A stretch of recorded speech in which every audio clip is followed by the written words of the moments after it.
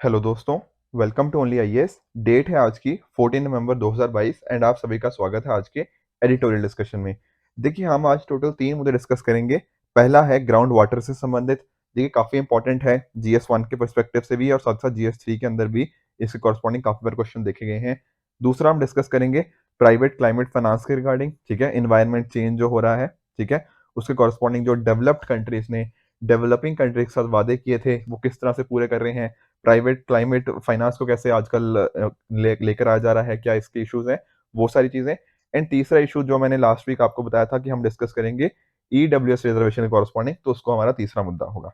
ठीक है, तो स्टार्ट करते हैं पहले टॉपिक से, प्रिवेंटिंग द प्रीशियस, और इसको आप जीएस 3 के इस पर्टिकुलर कंपोनेंट के साथ रिलेट कर सकते हो।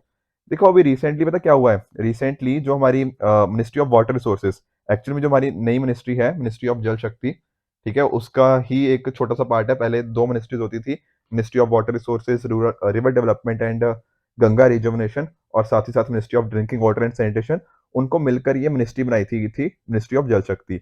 इनके द्वारा अभी ना एक रिसेंटली रिपोर्ट दी गई है कि इंडिया की ग्राउंड वाटर की सिचुएशन कैसी है, ठीक है ना, इसके रिगार्डिंग सिचुएशन दी बताई गई है। और यहाँ पर अगर आप इस रिपोर्ट को देखोगे ना, तो आपको ऐसा देखने को मिलेगा कि सिचुएशन इंडिया में थोड़ी इंप्रूव हुई है।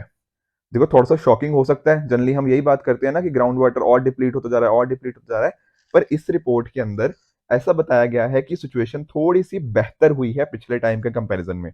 अगर मैं आपको थोड़ा सा देखो बताऊं, ठीक है, तो यहाँ पर आप देख सकते हो कि क्वांटिटी एक्सट्रैक्टेड इस बार 239 थी, और पिछले सालों के कंपैरिजन में देखो तो हमने ज्यादा पानी बाहर निकाला है, समझ रहे हो, अब पानी हम कम निकाल रहे हैं। पर राइटर ना इस बात से ज्यादा खुश नहीं है। खुश क्यों नहीं है? क्योंकि देखो, पहली बात तो, अगर इम्प्रूवमेंट है, अगर हमने बेहतर किया है तो बहुत ही मार्जिनल बेटर किया है, मतलब बिल्कुल ही थोड़ा सा, मतलब 1% बेहतर करा है। और दूसरी चीज यहाँ पे मेथडोलॉजी, किस तरह से हम चेक करते हैं कि कितना पानी रिसाइकल हुआ, कितना पानी को हमने यूज किया, इसके अंदर जो मेथडोलॉजी है, इसको देखने का तरीका, जो इसको कैलकुलेट करने का जो फॉर्मूलाज है, या जो जिस तरह से हम इसको कैलकुलेट कर रहे हैं, वो फॉर्मूला में कुछ चेंजेस आए हैं। समझ पा रहे हो? तो दो चीजें कि एक तो इम्प्रूवमेंट बहुत ही कम है, और दूसरा हमने जो तरीका है उसमें बदलाव किए हुए हैं। इस वजह से राइटर बात कर रहे हैं कि हो सकता है कि जो रिपोर्ट के अंदर हम देख रहे थे कि थोड़ी इंप्रूवमेंट है, थोड़ा बेहतर सिचुएशन हुई है, वो शायद उतनी बेहतर ना हुई हो। ठीक है ना? और अगर आप देखो भी, ठीक है ना, तो बहुत सारे ऐसे एरियाज हमें देखने को मिलते हैं जहां पर पानी की बहुत ही मेजर समस्या है। चाहे आप उसमें पंजाब देख लीजिए, हरियाणा देख लीजिए, दिल्ली हो गया, वेस्टर्न यूपी, ये तो क्रिटिकल, ठीक है ना, यहाँ पे ग्राउंड वाटर क्रिटिकल लेवल पे पहुंच चुका है कि बहुत ही ज्यादा मतलब डिप्लीट यहाँ पे हो चुका है। उसके अलावा बाकी एरियाज भी, जैसे आपका राजस्थान हो गया, गुजरात हो गया, यहाँ बारिश वैसे ही कम होती है, ठीक है ना, तो यहाँ पे रिचार्ज तो कम ही है, ग्राउंड वाटर रिचार्ज अपने आप में बहुत ही लिमिटेड है। बाकी स्टेट्स में भी ना अलग अलग जगह पे कुछ ना कुछ इश्यूज हर जगह ही पूरे इंडिया के क्रॉस में यहाँ पे देखने को मिल जाएंगे, राइट। तो एक इशू यहाँ पर ये भी है कि इंडिया के पास ना कोई भी एक सिंगल सेंट्रल लॉ नहीं है। अलग अलग स्टेट्स ने अपने अपने लॉज बना रखे हैं, पर कोई सेंट्रल लॉ नहीं है। तो जरूरत क्या है, ठीक है ना, एक हमारी ड्राफ्ट पॉलिसी है, उस पॉलिसी में रिकमेंड किया गया है कि जैसे आप देखो, जैसे शुगर केन हो गया, राइस हो गया, इस तरह की जो हम क्रॉप्स उगाते हैं, ये क्या होती हैं? Water guzzling crops. मतलब आप देख रहे हो तो इनको इनको उगाने के लिए कितना ज्यादा पानी चाहिए होता है, राइट। तो ये चीजें हमें यहाँ देखने को मिलती हैं। और इंडिया में देखो, राइस की प्रोडक्शन बढ़ती ही जा रही है। मैं आपको एग्जांपल बताता हूँ। अब जैसे पंजाब हो गया ना, तो पंजाब का ना अपना खुद का एक एरिया है। एरिया मतलब मैं एग्रो क्लाइमेटिक जोनिंग की बात कर रहा हूँ। मतलब पंजाब में ना डिफाइंड है कि पंजाब में किस तरह की सॉइल है, किस तरह का एटमॉस्फेयर है, किस तरह का क्लाइमेट है, एंड उसके बेसिस के ऊपर हमारी जो किस तरह की यहाँ पे फसलें उगाई जा सकती हैं। तो इसके लिए पंजाब का एक डिफाइंड एरिया है। और पंजाब का जो डिफाइंड एरिया है ना, या डिफाइंड टाइप है, उसके हिसाब से पंजाब में चावल को ग्रो करना, राइस को ग्रो करना बहुत मुश्किल है। पर देखो हुआ हो क्या रहा है, ये सारे चेंजेस के बावजूद पंजाब इंडिया में राइस का सेकंड लार्जेस्ट प्रोड्यूसर है। ये क्यों कर पा रहे हैं हम? इसीलिए कर पा रहे हैं ना कि हमने पानी को नीचे से बहुत ज्यादा यूज कर लिया, ग्राउंड वाटर को हमने बहुत ज्यादा एक्सेसिवली यूज कर रहे हैं। तो ये सारे इश्यूज तो आएंगे ही आएंगे ना, क्योंकि जो पंजाब जिस चीज के लिए ग्रो करने के लिए केपेबल था, या फिर केपेबल ना वर्ड यूज करके आई वुड से कि जो सूटेबल ज्यादा था पंजाब के लिए क्रॉप्स, हम वो ग्रो नहीं कर रहे। हम ग्रो कौन सी कर रहे हैं? राइस हो गया, इस तरह की चीजें। और राइस, शुगर केन हो गया, जूट हो गया, ये बहुत ज्यादा पानी लेती हैं। उसकी वजह से इस तरह के इश्यूज आएंगे ही आएंगे। दूसरी चीज देखो, तो ज़रूरत क्या है? ज़रूरत है हम इनसे थोड़ा दूर जाएँ, इस तरह की फसलों से जो बहुत ज़्यादा पानी यूज़ करते हैं। इसकी जगह जैसे आप जानते हो ना, मिलेट्स वगैरह को थोड़ा यूज़ करें, तो उनका यूसेज देखो पानी को भी कम यूज़ करेगा। हम उनको जो लेस फर्टाइल सॉइल्स है उनके अंदर भी ग्रो कर सकते हैं, तो वो चीज़ हेल्प कर सकती है। दूसरी चीज़ ये हो सकती है कि जैसे हमारे इंडस्ट्रियल के अंदर ना अलग-अलग इंडस्ट्रीज़ के कॉरेस्पॉन्डिंग पानी की ज़रूरत होती है, तो ज़रूरी थोड़ी है कि उनको फ्रेश वाटर की ज़रूरत है। नहीं, वो रिसाइक्ल्ड पानी भी तो यूज़ कर सकते हैं। जो पानी ऑलरेडी यूज़ हुआ है पर उसको रिसाइकल किया गया है। तो अगर हम उसको यूज़ करें, तो जो फ्रेश वाटर कंज़म्पशन है, इसको कम किया जा सकता है। तो पानी को ना हमें ऐसे नहीं ट्रीट करना कि भैया अभी बिल्कुल फ्री है, जितना मर्ज़ी यूज़ करते रहो, कोई चक्कर नहीं। नहीं, हमें थोड़ी अपनी तरफ से रिस्पॉन्सिबिलिटी बनानी पड़ेगी, कुछ कॉस्ट इसके रिगार्डिंग भी होनी चाहिए ताकि ये इंश्योर करा जा पाए कि इसको हम कैसे यूटिलाइज़ करें और किस तरह से एक पानी का जो मुद्दा है, उसको हम डायरेक्टली लोगों की समस्याएँ सुलझाने में हेल्प कर सकें। और देखो एक ना इम्पोर्टेंट चीज़ है that is one water approach. अभी कुछ दिन पहले हमने जैसे वन हेल्थ अप्रोच देखी थी, उसी तरह से एक होती है हमारे पास क्या? One water approach. अब इसका मतलब क्या है? इसका मतलब ये है कि चाहे जिस भी टाइप का पानी हो, चाहे वो ग्राउंड वाटर हो, सरफेस वाटर हो, वेस्ट वाटर हो, इन सभी को एक सिंगल सोर्स की तरह मानें। देखो, हमें क्या लगता है कि सिर्फ़ जो फ्रेश वाटर है ना, सिर्फ़ उसकी कीमत है। नहीं, ऐसा बात नहीं है। जो ग्राउंड वाटर हो गया, सरफेस वाटर हो गया, कोई भी तरह का वेस्ट वाटर भी हो गया, इन सभी की अपनी-अपनी इम्पोर्टेंस है। इन सभी को अगर हम रिसाइकिल करें, रीयूज़ करें, ठीक है ना? तो इनको भी ठीक किया जा सकता है एंड अकॉर्डिंगली उसको दोबारा कंज़म्पशन के लिए यूज़ किया जा सकता है। तो वन वाटर अप्रोच का मीनिंग सिंपली यही है कि हम क्या करें, सभी पानी की इंपॉर्टेंस को समझें एंड अकॉर्डिंगली उसको यूटिलाइज़ किया जाए, यही यहाँ पे राइटर बात कर रहे हैं। देखो इवन ना चलो राइटर ने कम बातें करी हैं बट इसके अलावा भी आप देखो नीति आयोग ने ना कितनी सारी रिपोर्ट्स लेके आई हैं। जैसे कि आप देख लो, इनकी रिपोर्ट आती है एक composite water management index, I repeat composite water management index, NITI Aayog का एक इंडेक्स आता है। इसमें इन्होंने बताया हुआ है कि इंडिया के आने वाले 2025 तक 30 से भी ज़्यादा जो सिटीज़ हैं, वहाँ पर क्या होगा? वहाँ पर ज़ीरो ग्राउंड वाटर जैसी सिचुएशन आ सकती है। ठीक है ना? तो इस तरह की चीज़ें हो गया, राइट? उसी तरह से जैसे मैंने आपको ना राइस और शुगर केन का जैसे एग्ज़ाम्पल दे रहा था, तो राइस का ही मान के चलते हैं। हम देखो राइस ना बहुत ज़्यादा एक्सपोर्ट करते हैं दूसरी कंट्रीज़ को। बट टेक्निकली देखा जाए, क्या हम राइस एक्सपोर्ट कर रहे हैं? नहीं, हम उन कंट्रीज़ को वाटर एक्सपोर्ट कर रहे हैं। आप सोचो ना, राइस के लिए क्या चाहिए? पानी चाहिए। अगर हमने राइस के लिए इतना ज़्यादा पानी लगा दिया ना, हम राइस एक्सपोर्ट करते-करते ना, हमें पता नहीं लग रहा पर हम पानी भी दूसरी कंट्रीज़ को एक्सपोर्ट कर रहे हैं। इसी को इसको क्या बोलते हैं? Virtual water export. ठीक है, हमें दिख नहीं रहा पानी एक्सपोर्ट होता हुआ, पर दरअसल में हम पानी एक्सपोर्ट कर रहे हैं। तो इस तरह की सिचुएशन हमारे टाइम पे आ रही है। इवन देखो, जो ये तो बात होगी क्वांटिटी की, हमारी जो क्वालिटी ऑफ वाटर है, वो भी हमें रिड्यूस होता देखने को मिल रहा है। तो ज़रूरत क्या है? इस तरह की चीज़ें जैसे वन वाटर अप्रोच हो गया, इस तरह की चीज़ों से सीखें। या फिर इवन ना हमें पहले भी हमने डिस्कस किया है, हम हिस्टोरिकल चीज़ों से भी सीख सकते हैं। जैसे देखो, जो ककातिया किंगडम था, उनका काफ़ी अच्छा वाटर मैनेजमेंट स्ट्रक्चर था, वाटर हार्वेस्टिंग उनकी काफ़ी अच्छी थी। इवन हमें इंडस वैली सिविलाइजेशन के टाइम पे भी इस तरह की टेक्निक्स देखने को मिल जाती हैं। तो हम अपनी हिस्ट्री से भी, या फिर इवन राजस्थान के अंदर बाउलिस का कॉन्सेप्ट हो गया, ठीक है? थोड़ा ग्राउंड वाटर से कम लिंक्ड है बट कहीं न कहीं मैं मेरा पॉइंट है कि वाटर कंज़र्वेशन के कॉरेस्पॉन्डिंग ना हमारे पास बहुत सारी हिस्टोरिकल चीज़ें ऐसी हैं, जिनको हम यूटिलाइज़ कर सकते हैं एंड अकॉर्डिंगली जो वाटर के रिगार्डिंग हमें समस्या आज के टाइम तो दिख ही रही है, फ्यूचर के टाइम जब ये और बड़ी हो जाएगी ना, तो उसको टैकल करने में ये सारी चीज़ें हमारी मदद कर सकती हैं। बाकी क्रॉपिंग पैटर्न हमारा उसी हिसाब से होना चाहिए जिस हिसाब से वो लोकल ज्योग्राफी को सूट करे। अगर पंजाब में देखो चावल ग्रो करना मुश्किल है, तो हम वहाँ पर दूसरी फसलों को उगाएँ। जहाँ पर पानी की अवेलेबिलिटी है, वहाँ उस चीज़ को उगाएँ। ठीक है ना? तो इस तरह की चीज़ें अगर हम छोटे-छोटे मेजर्स लेंगे, तो ओवर द टाइम ये जो इश्यूज़ हमें देखने को मिल रहे हैं रिगार्डिंग वाटर कंजर्वेशन या वाटर के डिप्लीशन के कॉरेस्पॉन्डिंग, हम उसको सॉल्व कर सकते हैं। ठीक है? बहुत इंपॉर्टेंट पॉइंट्स हो सकते हैं जीएस 1 और जीएस 3 के अंदर। आई होप आपको ये आर्टिकल अच्छे से समझ आया होगा। चलते हैं हमारे दूसरे एडिटोरियल की तरफ, जो क्या है, प्राइवेट क्लाइमेट फाइनेंस के संबंधित, और इसको आप जनरल स्टडीज पेपर 3 के इस पर्टिकुलर कंपोनेंट के साथ रिलेट कर सकते हो। देखो आप सभी जानते हो कि हमारे यहाँ ना एक प्रिंसिपल चलता है कि एक होती है डेवलप्ड कंट्रीज, राइट, और एक है डेवलपिंग कंट्रीज। और आप सभी जानते हो कि डेवलप्ड कंट्रीज ने जब इंडस्ट्रियल रेवोल्यूशन था, तब से उन्होंने एनवायरनमेंट के कॉरस्पॉन्डिंग काफी मेजर नुकसान इन्होंने पहुंचाया है। ठीक है ना? तो इनकी भी रिस्पॉन्सिबिलिटी बनती है। देखो सबकी रिस्पॉन्सिबिलिटी बनती है एनवायरनमेंट की, बट वो कैसी होती है? Common but differentiated. रिस्पॉन्सिबिलिटी हमारी भी है, डेवलप्ड कंट्रीज की भी है, सबकी है, पर सबकी रिस्पॉन्सिबिलिटी अलग अलग तरह से है। ये जो डेवलप्ड कंट्रीज ऑलरेडी डेवलप हो चुकी हैं, जो मेजर रिस्पॉन्सिबल है एनवायरनमेंट के, या फिर क्लाइमेट के कॉरस्पॉन्डिंग इश्यूज के कॉरस्पॉन्डिंग इनकी रिस्पॉन्सिबिलिटी ज्यादा बनती है। तो इसी के लिए हमने एक क्लाइमेट फाइनेंस का मैकेनिज्म बना रखा है, ठीक है ना, कि जो डेवलप्ड कंट्रीज होंगी उनकी एक कमिटमेंट है कितनी, $100 बिलियन अ ईयर की, जो कि प्रोवाइड किया जाएगा किसको, डेवलपिंग कंट्रीज को, ठीक है ना। इसके साथ ही साथ यहाँ पर यह भी सोचा जा रहा है कि चलो ये तो पब्लिक फाइनेंस हो गया, ठीक है, गवर्नमेंट की वहां के प्रोवाइड कर रही है, इसके साथ ही साथ हम प्राइवेट फाइनेंस को मोबिलाइज करें। ये एक कंपोनेंट यहाँ पे सोचा जा रहा है कि प्राइवेट क्लाइमेट फाइनेंस, ठीक है, पहले गवर्नमेंट वहां की पे करती थी, अब नहीं, अब प्राइवेट सेक्टर रोल प्ले करेगा। पहले हम ऐसा सोचते थे, पर राइटर यहाँ पे ये बात कर रहे हैं कि प्राइवेट क्लाइमेट फाइनेंस शायद उतनी अच्छी चीज नहीं है जितना हम सोच रहे हैं। देखो दो यहाँ पे फेमस पर्सनैलिटीज का जिक्र किया गया है। एक है जॉन कैरी, जो कि यूएन के स्पेशल प्रेसिडेंट इन वाई है क्लाइमेट चेंज के कॉरस्पॉन्डिंग, और दूसरे हैं मार्क कार्ने, ये है UN special envoy on climate action. अब इन दोनों का ना पॉइंट ऑफ व्यू पता क्या है, इन दोनों का पॉइंट ऑफ व्यू ये है कि प्राइवेट क्लाइमेट फाइनेंस एक इंपॉर्टेंट स्टेप हो सकता है फ्यूचर के अंदर। राइटर जो हमारे एडिटोरियल के राइटर है वो इससे डिसएग्री करते हैं इन दोनों के व्यू पॉइंट्स के साथ। तो जरा देखते हैं कि इनका व्यू पॉइंट एक्चुअल में है क्या। इनका व्यू पॉइंट यही है कि देखो प्राइवेट कैपिटल के अंदर ना एक अच्छा खासा पोटेंशियल है कि हम उसको यूज कर पाए, नई नई चीजों को कॉरस्पॉन्डिंग कर पाए, ठीक है ना, जैसा हम आजकल देख भी रहे हैं। अगर हमें क्लीन एनर्जी की तरफ जाना भी है तो वहां पे प्राइवेट सेक्टर रोल प्ले करेगा। ऐसा इन दो पर्सनैलिटीज जो मिस्टर कैरी है और मिस्टर कार्नी है, इनका व्यू पॉइंट ऐसा कुछ है, ठीक है ना।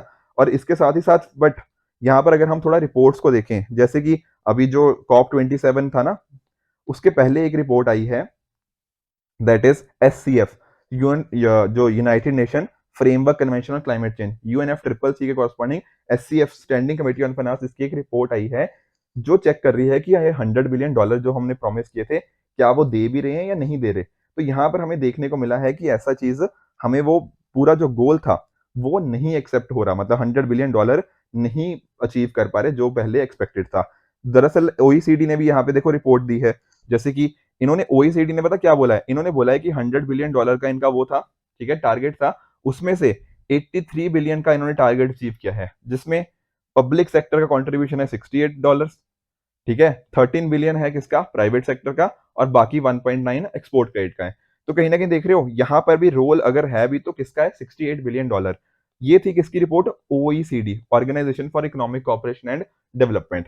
पर जो ऑक्सफैम की रिपोर्ट है ना, वो इससे काफी हद तक डिसएग्री करती है कि इतना डेटा है ही नहीं, जो बात कर रहे हैं ना कि $83 बिलियन प्रोवाइड कर दिया डेवलप्ड कंट्रीज ने, नहीं, ये ऐसा नहीं है, ऐसा ऑक्सफैम का कहना है। ऑक्सफैम कितना कह रहा है, ऑक्सफैम कह रहा है ये नंबर ना कहीं 21 से $24 बिलियन के बीच बीच में है। अब आप लोग सोच रहे होंगे कि सर इतना फर्क कैसे आ गया। देखो, एक होता है कि आपने किसी पर्टिकुलर चीज के लिए फंड्स प्रोवाइड किए, और दूसरी चीज होती है कि एक पर्टिकुलर चीज के लिए, समझ रहे हो, कि पैसा दे तो दिया या फिर पैसा किसी और माध्यम से दिया, इनडायरेक्टली दिया। और दूसरी चीज यहाँ पे ऑक्सफैम वाली बात करिए कि जो क्लाइमेट चेंज के कॉरस्पॉन्डिंग पैसा है ना, वो सिर्फ इतना ही है, बाकी वो किसी तरह से दिखा रहे हैं अपनी पर्टिकुलर चीजों को दिखा के, ठीक है, वो फेस वैल्यू अलग चीज है, ठीक है, फेस वैल्यू के कॉरस्पॉन्डिंग वो चीजें दिखा रहे हैं, पर एक्चुअली क्लाइमेट एक्शन के कॉरस्पॉन्डिंग कितना प्रोवाइड किया गया, वो ये नंबर है। तो टारगेट कितना था, $100 बिलियन, पर आ इतना रहा है, ठीक है ना। तो ये इशू यहाँ पे देखने को मिल रहा है कि जो टारगेट था उससे हम बहुत बहुत ज्यादा दूर हैं। और दूसरी चीज यहाँ पर यह भी है कि इस OECD की रिपोर्ट के अंदर ना, ये जो आप देख रहे हो $13 बिलियन वाला जो नंबर है, जो इन्होंने प्राइवेट सेक्टर के कॉरस्पॉन्डिंग बताया है, प्राइवेट फाइनेंस के कॉरस्पॉन्डिंग, यहाँ पर ये चीज देखने को मिल रही है कि यहाँ पर ना बहुत ज्यादा इन्होंने ओपेकनेस रखी हुई है कि $13 बिलियन कहाँ आया कहाँ गया, यहाँ पर एग्जैक्टली कुछ पता ही नहीं है, बहुत ज्यादा ट्रांसपेरेंसी नहीं है, तो हमें पता भी नहीं है कि एक्चुअल में नंबर ये सही है या गलत है, या कहाँ से आया नंबर। यहाँ पर काफी सारे इश्यूज यहाँ पे हमें देखने को मिल जाते हैं। तो इसी वजह से जरूरत क्या है, थोड़ा एक तो पहले इसकी ओपेकनेस को हम कम करें, ठीक है ना। तो ये जो इनका रोड मैप था जो $100 बिलियन का था, इसको कहीं ना कहीं देखें कि कैसे इसको अचीव किया जा पाएगा। पहले देखो एक ना 2016 में रिपोर्ट आई थी, उस टाइम पे पता क्या सोचा गया था कि $100 बिलियन करने हैं, इसमें से 67 तो आएगा पब्लिक फाइनेंस से, और 33 कहाँ से आएगा, प्राइवेट फाइनेंस से। पर देखो जो OECD की रिपोर्ट क्या दिखा रही है कि नंबर जो 33 होना चाहिए था, ये सिर्फ 13 है, और उसमें भी बहुत सारी ओपेकनेस, बहुत सारे इश्यूज हैं, ठीक है। तो clearly private finance, private climate finance से जितनी एक्सपेक्टेशन लोग लगा के बैठे थे कि इतना कंट्रीब्यूशन होगा इसका, ये बहुत ज्यादा फ्यूचर में इंपॉर्टेंट हो सकता है, दरअसल में वो कुछ उस पर्टिकुलर चीज में रिस्पॉन्सिबल है ही नहीं, ठीक है ना। तो बिल्कुल ही उसके कॉरस्पॉन्डिंग प्राइवेट क्लाइमेट फाइनेंस अपना रोल प्ले नहीं कर पा रहा, उतना मोबिलाइजेशन नहीं हो पा रहा, तो लोअर देन एक्सपेक्टेड हमें इसका पोटेंशियल यहाँ पे देखने को मिल रहा है। ठीक है, और इसके साथ ही देखो एक दो चीजें और हैं। जैसे आप सभी जानते हो कि एक चीज क्या होती है हमारे पास, एक चीज होती है हमारे पास अडेप्टेशन, और एक दूसरी चीज क्या होती है, दूसरी चीज होती है मिटिगेशन। अब क्लाइमेट चेंज के लिए आप जानते हो दोनों की दोनों चीजें करना जरूरी है। जैसे फॉर एग्जांपल अडेप्टेशन का मैं थोड़ा समझाता हूँ।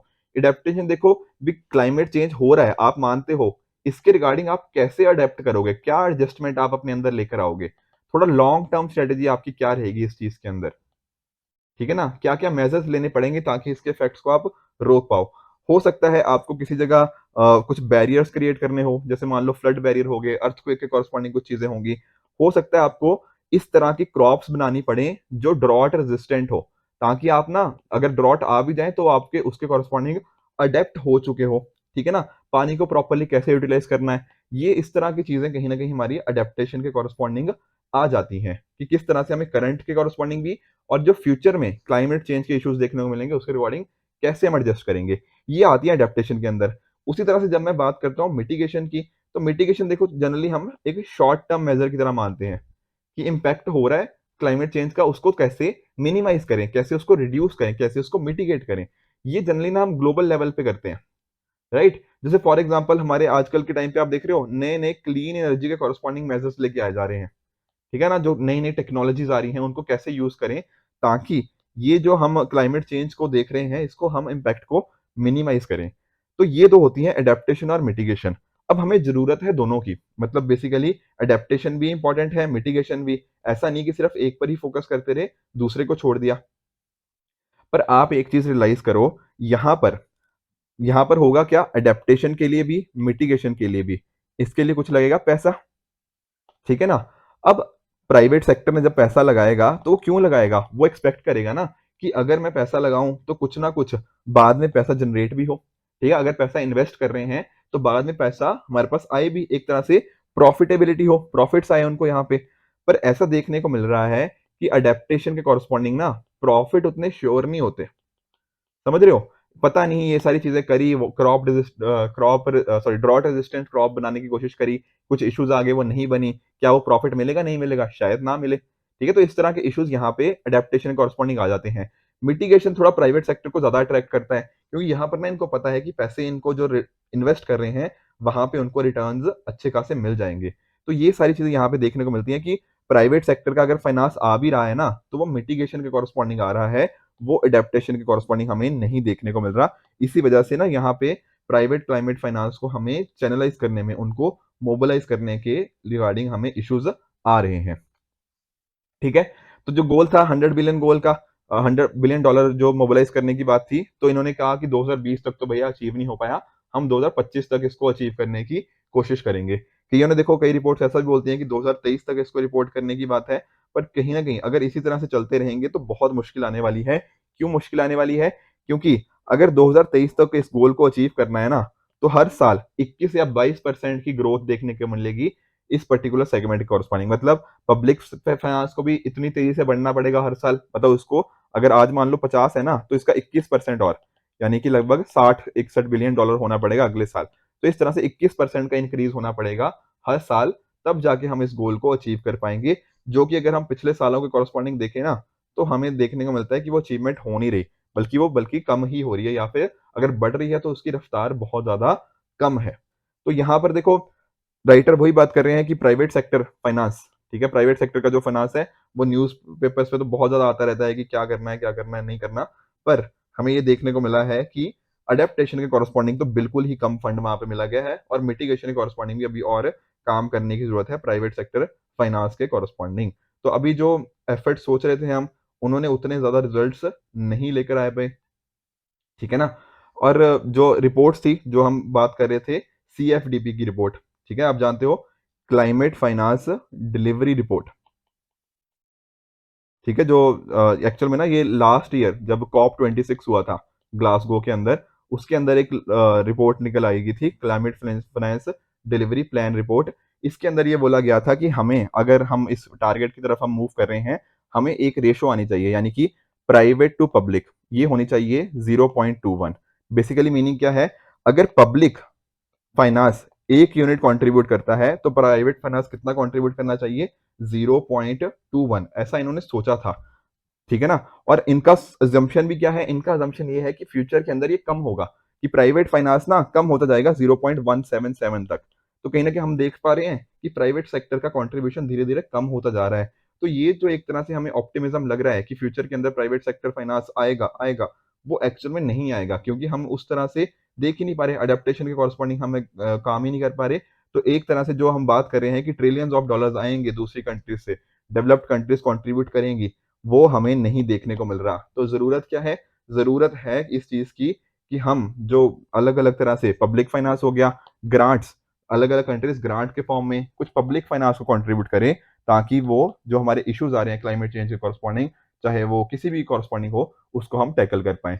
तो राइटर यहाँ पे का मेजर पॉइंट राइटर का यही था कि प्राइवेट क्लाइमेट फाइनेंस के रिगार्डिंग ना बहुत सारी बातें तो हो रही हैं, पर एक्चुअल में ना उसको जब रियल लाइफ के अंदर जब हम एक्चुअल में इम्प्लीमेंटेशन देखते हैं, तो उसकी इम्प्लीमेंटेशन बहुत ही वीक है। इसलिए ज़रूरत क्या है? ज़रूरत है पब्लिक क्लाइमेट फाइनेंस को ही इम्प्रूव करने की, क्योंकि यही एक प्रॉपर मेजर है जो कहीं न कहीं एक तो डेवलप्ड कंट्रीज़ को रिस्पॉन्सिबल बना सकता है, एंड उसके बेसिस के ऊपर जो क्लाइमेट चेंज के इश्यूज़ हमें देखने को मिल रहे हैं, हम उनको सॉल्व कर सकते हैं।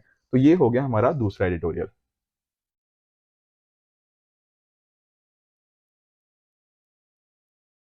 दोस्तों, हमारा अगला मुद्दा है इकोनॉमिक्स एक्सक्लूजन से रिलेटेड, और इसको आप जनरल स्टडीज पेपर 2 के इस कंपोनेंट के साथ रिलेट कर सकते हो। आई एम वेरी श्योर अभी तक आपने ना ईडब्ल्यूएस कोटा के बारे में थोड़ा सुन लिया होगा। ठीक है, थोड़ा हम इसको डिटेल में जानने की कोशिश करेंगे, थोड़ा मैं आपको बैकग्राउंड भी दूंगा इसके कॉरस्पॉन्डिंग। देखिए, अगर हम बात करें कि ये कैसे इवॉल्व हुआ, तो देखो ऐसा नहीं है कि जो अभी करंट गवर्नमेंट है उसके द्वारा पहली बार इस तरह से अटेम्प्ट किया गया था।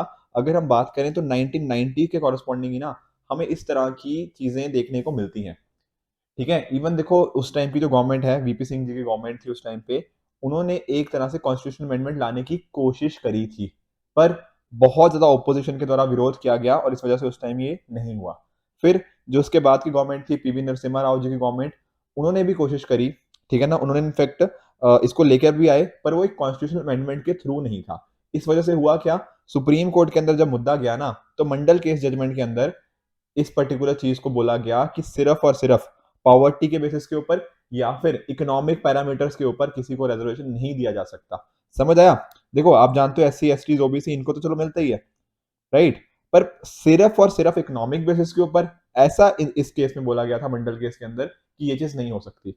फिर 2019 में क्या देखने को मिलता है, जो करंट गवर्नमेंट है ना, वो 103rd कॉन्स्टिट्यूशनल अमेंडमेंट, मतलब नरेंद्र मोदी जी की गवर्नमेंट जो फर्स्ट टेन्योर में थी, उसके जस्ट इलेक्शन से कुछ टाइम पहले की बात है, तब इस अमेंडमेंट को लेकर आया गया, 103rd कॉन्स्टिट्यूशनल अमेंडमेंट को, जिसमें बात करी गई 10% रिजर्वेशन देना किसको? ईडब्ल्यूएस सेक्शन को, जिसमें एससी एसटी ओबीसीज ये इंक्लूड ना हो। ठीक है, इनको छोड़कर इनको दिया जाएगा कहां पर? हायर एजुकेशन इंस्टीट्यूशंस और गवर्नमेंट जॉब्स के अंदर। तो ध्यान देने वाली बात है कि ईडब्ल्यूएस के अंदर एससी एसटी और अदर बैकवर्ड क्लासेस, इन सभी चीजों को इंक्लूड नहीं किया जाता, बाकियों के लिए है ये 10% रिजर्वेशन। और ये प्रोवाइड कैसे किया गया? हमने कौन से आर्टिकल को अमेंड किया? आर्टिकल 15 और आर्टिकल 16 क्लॉज 6, मतलब आर्टिकल 15 और 16 को अमेंड किया गया, जिसके अंदर हमने नए आर्टिकल्स को ऐड किया, आर्टिकल 15 क्लॉज 6 है, 16 क्लॉज 6, राइट? 15 और 16 क्या है? आई एम वेरी श्योर आप सभी इसको अच्छे से जानते हो। अब देखो, इसके अंदर ईडब्ल्यूएस के जब हमने क्राइटेरिया बनाया, तो कुछ क्राइटेरिया इस तरह से था कि जो इनकम होनी चाहिए वो 8 लाख से कम होनी चाहिए, जो फार्मलैंड होना चाहिए वो 5 एकड़ से कम होना चाहिए, इस तरह से आपके घर का कितना होना चाहिए, ये सारे कुछ रिस्ट्रिक्शन रखी गई ताकि इंश्योर किया जा पाए कि उन्हीं को रिजर्वेशन मिले जो एक्चुअल में इकोनॉमिकली वीक है। अब देखो, आज के टाइम पर फिर देखते हो आप इसको, कहीं ना कहीं जो चैलेंज हुआ सुप्रीम कोर्ट के अंदर, तो काफी इसके ऊपर क्वेश्चन उठे कि क्या ये एक्चुअल में वैलिड है भी या नहीं है। जो 1992 में जजमेंट दिया था उसके अगेंस्ट तो नहीं जा रहे हम। तो ये सारी चीजें यहाँ पे डिस्कशन करी गई।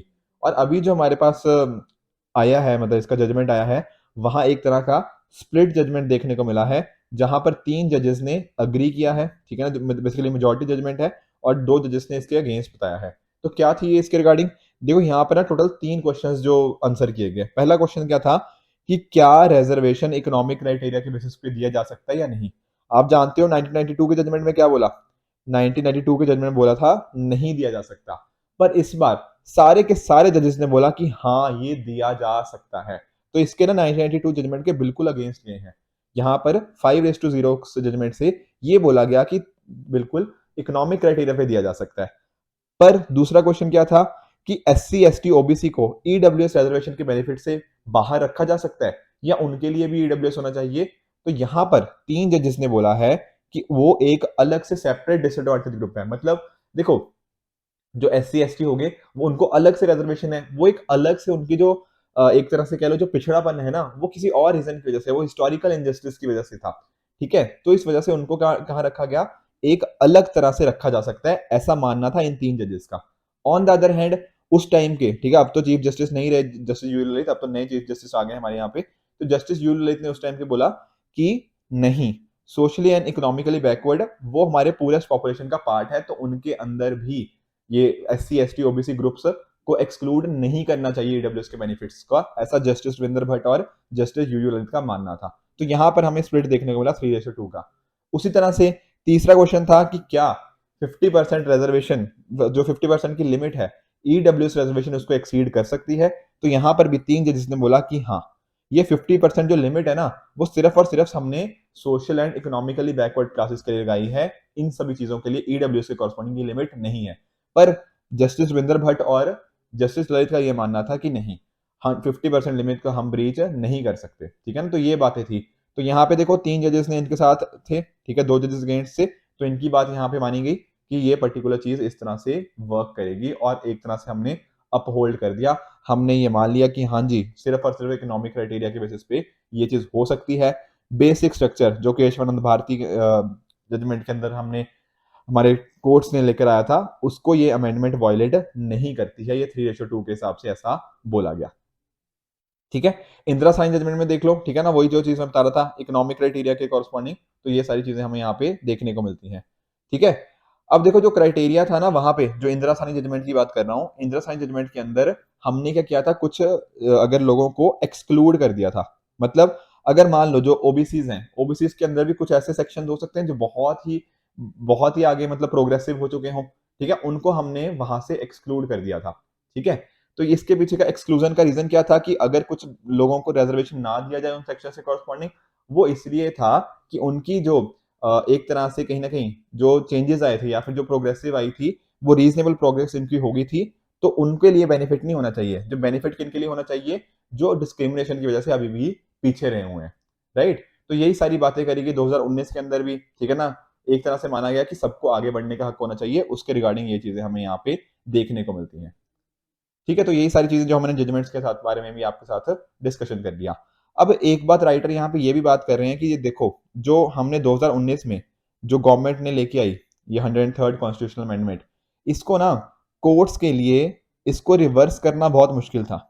मतलब कोर्ट्स इसके अगेंस्ट नहीं जा सकते थे। क्यों नहीं जा सकते थे? क्योंकि जब ये जजमेंट लेकर आई गई, सॉरी जजमेंट नहीं, जब ये 103rd कॉन्स्टिट्यूशनल अमेंडमेंट लेकर आया गया, तो उस टाइम ना ऑपोजिशन ने भी गवर्नमेंट का साथ दिया था इस जजमेंट के अंदर। मतलब ऑपोजिशन के भी ज्यादातर मेंबर्स इनके अगेंस्ट नहीं गए। जनरली होता यही है ना, गवर्नमेंट वाले एक साइड वोट करते हैं, ऑपोजिशन वाले दूसरी साइड वोट करते हैं। पर यहाँ पर ऐसा नहीं हुआ, ऑपोजिशन ने भी, most of the political parties ने गवर्नमेंट के साथ में ही वोट किया था। तो इस तरह से जजेस के लिए भी ना थोड़ा मुश्किल हो जाता है ऐसे पर्टिकुलर सिचुएशंस में, गवर्नमेंट या ऑपोजिशन के दोनों के, जब जब दोनों साथ में हो उसके अगेंस्ट जाना। ठीक है, बट राइटर थोड़ा सा इसका डिसएग्री करते हैं कि ऐसा नहीं होना चाहिए, और साथ ही साथ मानते हैं कि ये जो हमने एस सी एस टी और ओबीसी को हमने एक्सक्लूड किया हुआ है, ये गलत है। ठीक है, एक तरह की हमने मतलब एक तरह से वर्टिकल अरेंजमेंट की बात हो रही है यहाँ पे कि इस चीज को हमें इस जो हम बात कर रहे हैं S C S T OBC, इनके अंदर बहुत सारे पुअर लोग हैं, उनको सेगमेंट से एक्सक्लूड करना, ये चीज गलत हो जाएगी। दूसरी बात ये भी कर रहे हैं कि हमने देखो ईडब्ल्यूएस की लिमिट क्या लगा रखी है कि वो 8 लाख से कम कमाते हो। ठीक है ना, उनके इनकम क्राइटेरिया क्या है, 8 लाख के कॉरस्पॉन्डिंग। अब ये पर्टिकुलर चीज भी ना एक और केस में कोर्ट में ही चली रही है। ठीक है, इसका भी डिस्कशन हो रहा है कि 8 लाख की जो लिमिट है वो आर्बिट्रेरी तो नहीं है, कहीं ऐसा तो नहीं कि 8 लाख की जगह मान लो 5 लाख क्यों नहीं कर दिया, या कुछ और क्यों नहीं कर दिया। ये भी डिस्कशन कहीं ना कहीं चल रहा है। तो यहाँ पर राइटर यही बोल रहे हैं कि इसको देखो, 2.5 लाख के नीचे आपको आईटी रिटर्न्स नहीं फाइल करने चाहिए, तो 8 लाख नहीं करने पड़ते अजिन। तो 8 लाख की लिमिट लगाना, क्या ये लॉजिक लगता है इसके पीछे का? क्योंकि इसके अंदर तो फिर सारे ही इंक्लूड हो गए।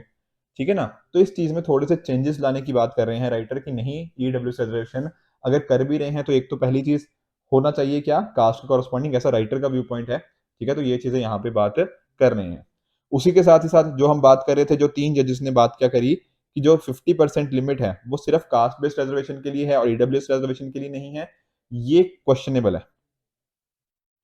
ठीक है ना, कि ये क्या लॉजिक हुआ, या तो रिजर्वेशन को 50% से एक्सीड करो ही ना, अगर कर रहे हो तो सबके लिए होनी चाहिए, कास्ट बेस के लिए भी और साथ साथ इकोनॉमिकली। पर जजेस ने क्या बोला, जजेस ने बोला है कि एसईबीसी अगर कास्ट बेसिस के ऊपर रिजर्वेशन है तो वो उसकी लिमिट है 50%, ईडब्ल्यूएस के कॉरस्पॉन्डिंग ऐसी लिमिट नहीं है। तो ये भी थोड़ा सा यहाँ पे क्वेश्चन मार्क उठ जाते हैं। तो यहाँ पर राइटर यही बात कर रहे हैं कि अगर हमने इसके अंदर ईडब्ल्यूएस को लेकर आना है तो इंश्योर क्या करना होगा, इंश्योर ये करना होगा कि ईडब्ल्यूएस कोटा सभी की सभी कम्युनिटीज एससी एसटी ओबीसी इनके कॉरस्पॉन्डिंग भी हो। और ये जो हमने 8 लाख की लिमिट लगा रखी है ना, ये टेक्निकली बहुत ज्यादा लोगों को इंक्लूड कर लेती है, प्रैक्टिकली सभी को ही इंक्लूड कर लेती है। तो अगर हम एक तरह से इक्वालिटी के प्रिंसिपल की तरफ बढ़ना चाहते हैं या फिर जो कॉन्स्टिट्यूशन की इथोस है उसके साथ कहीं ना कहीं अलाइन हो जाते हैं, तो ये पर्टिकुलर चेंजेस हमें ईडब्ल्यूएस रिजर्वेशन कॉरस्पॉन्डिंग लेकर आने पड़ेंगे, तभी एक इंक्लूसिव सोसाइटी आएगी। ऐसा यहाँ पे राइटर का इस तरह से कहना है इस पर्टिकुलर एडिटोरियल के अंदर। आई होप आज के आर्टिकल्स आपको अच्छे से समझ आए होंगे, पूरी डिस्कशन सब अच्छे से समझ आई होगी। इसी तरह से आप भी अपने एंड पे हार्डवर्क करते रहिए। Good bye and good luck.